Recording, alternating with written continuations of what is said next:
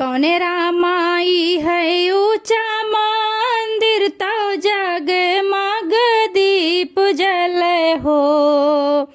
कौने रामाई है ऊंचा मंदिर तो जगमग दीप जले हो। सखिया कावन रानी परम सुंदरिया तो ललना दुलार करई हो। सखिया कावन रानी परम सुंदरिया तो ललना दुलार करई हो। कौने रामाई है ऊंचा मंदिर तो जगे मग दीप जले हो। सखिया कावन रानी परम सुंदरिया तो ललना दुलार करई हो। सखिया कावन रानी परम सुंदरिया तो ललना दुलार करई हो।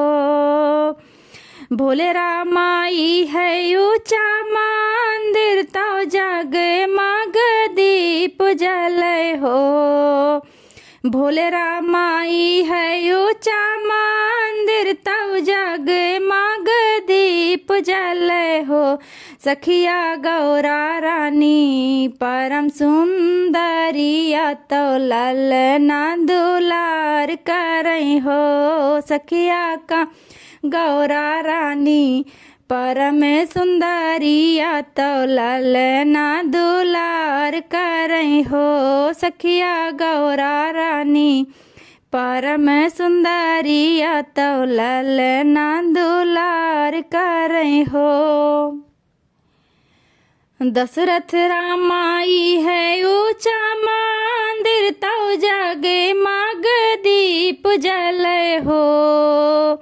दशरथ रामाई है ऊंचा मंदिर तो जगे मग दीप जले हो।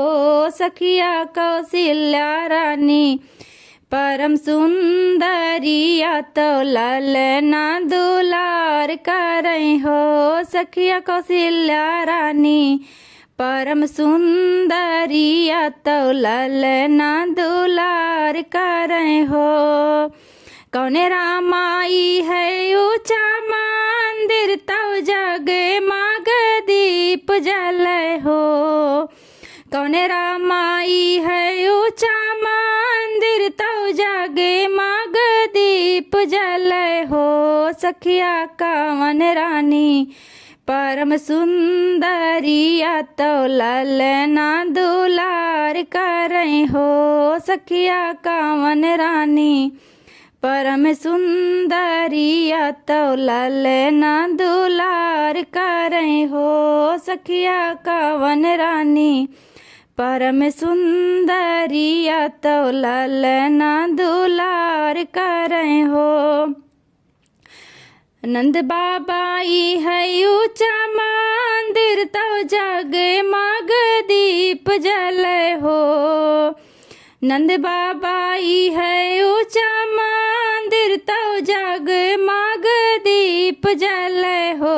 सखिया यशोदा रानी परम सुंदरिया तो ललना दुलार करई हो।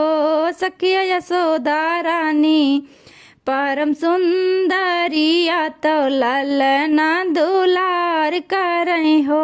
सखिया यशोदा रानी परम सुंदरिया तो ललना दुलार करई हो। मिश्रा रामाई है ऊंचा मंदिर तो जगमग दीप जले हो। मिश्रा रामाई है ऊंचा मंदिर तो जगमग दीप जले हो। सखिया मिश्राइन रानी परम सुंदरिया तो ललना दुलार करई हो। सखिया मिश्राइन रानी परम सुंदरिया तो ललना दुलार करई हो। सखिया मिश्राइन रानी परम सुंदरिया तो ललना दुलार करई हो।